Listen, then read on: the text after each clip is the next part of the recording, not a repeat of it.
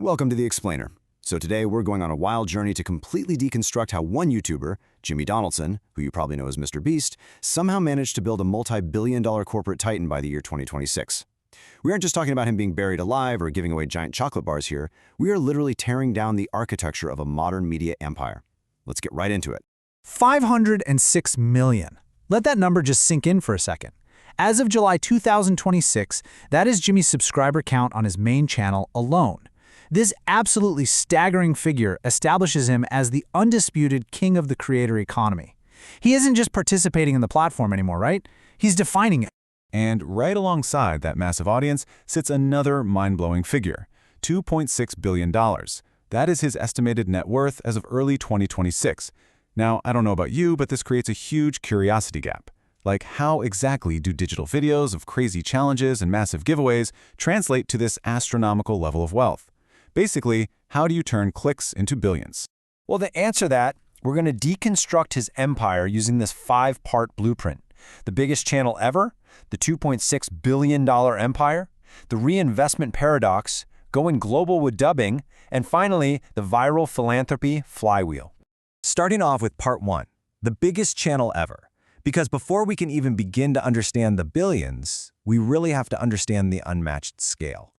So for years, multinational corporate brands totally dominated YouTube.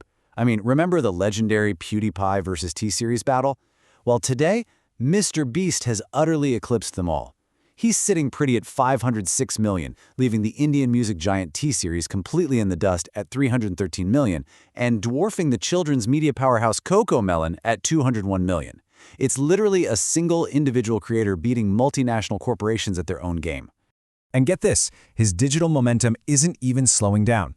It is aggressively compounding. He's adding about 133,000 subscribers every single day. To put that into perspective, that's like a whole small city moving into his audience every 24 hours.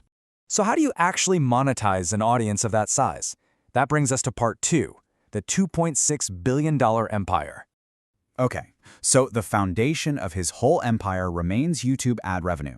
That pulls in a massive $500 to $600 million operational baseline. But here's the thing, the real wealth multiplier? It's physical products. Feastables, his chocolate and snack brand, is driving an estimated $400 to $450 million in equity growth. Add massive sponsorships and high-margin merch on top of that, and it's clear he isn't just relying on standard platform payouts anymore. These tangible assets have completely transformed his financial profile. Feastables alone has secured global retail dominance, which gives him this massive, reliable, recurring revenue stream. Plus, his merchandise division acts like a highly profitable, diversified safety net whenever digital ad rates fluctuate. And in early 2026, Beast Industries had its valuation completely validated by a massive $200 million institutional investment.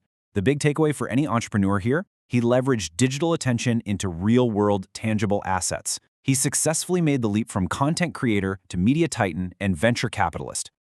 But here's where the story takes a really wild turn. Let's look at part 3, the reinvestment paradox. Jimmy Donaldson actually went on the record and said, "I have negative money in my personal accounts."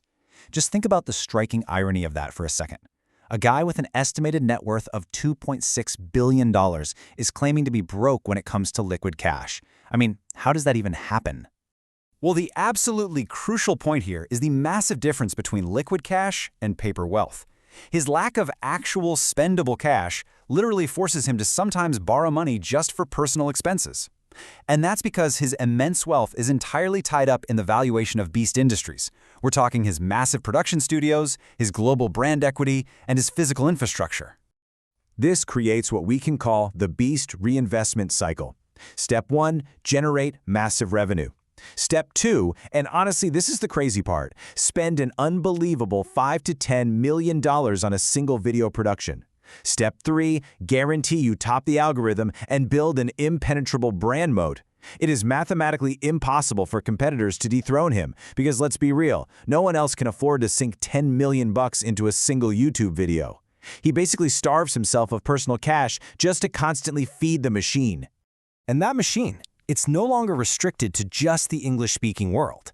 Welcome to part 4, Going Global with Dubbing. Recognizing the sheer power of global audiences, he went ahead and launched his own dubbing services company called Creator Global. He didn't just want to hire someone else's dubbing services. He realized he could capture the entire emerging localization market. He's actively helping other creators quickly and seamlessly add multi-language audio tracks to their international content. And his own multi-language strategy is honestly brilliant. Originally, he had 12 separate regional channels, things like MrBeast in Espanol, MrBeast Francais, you name it. But he consolidated all of them into his main channel by leveraging YouTube's multi-track audio feature.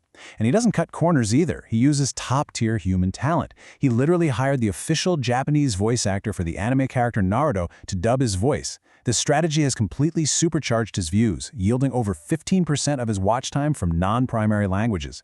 Industry insiders are calling it a true Netflix moment for the creator economy. And the demand is absolutely exploding globally right now. By January 2023, viewers were already watching over 2 million hours of dubbed YouTube videos every single day. With YouTube rolling this feature out to thousands of its 56 million active creators, MrBeast's Creator Global is perfectly positioned to disrupt the entire media localization industry. It's wild. Which brings us to our fifth and final pillar, the viral philanthropy flywheel. So his charity channel, Beast Philanthropy, actually operates as a strictly regulated, legal 501c3 nonprofit organization. He made a commitment that 100% of the revenue from this specific channel goes directly to charity, funding global housing, clean water, and massive food initiatives.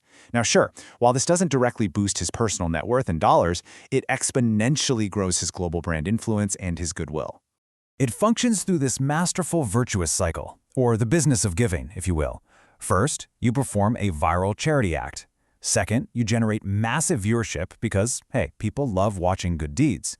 Third, you earn a huge amount of ad and sponsor revenue from those views. And fourth, you give 100% of that money right back to fund an even bigger charity act next time. So why should we care about this model? Because it beautifully demonstrates that unprecedented social impact and massive financial success don't have to be at odds, right? They can actually coexist and fuel one another. Which brings us to the ultimate question as we step back and look at the incredible architecture of Beast Industries.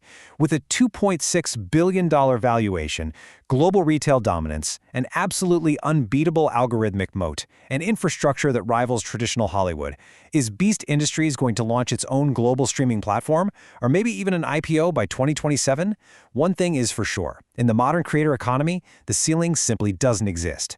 Thank you so much for joining me for this explainer. Keep analyzing, keep questioning, and I will see you guys next time.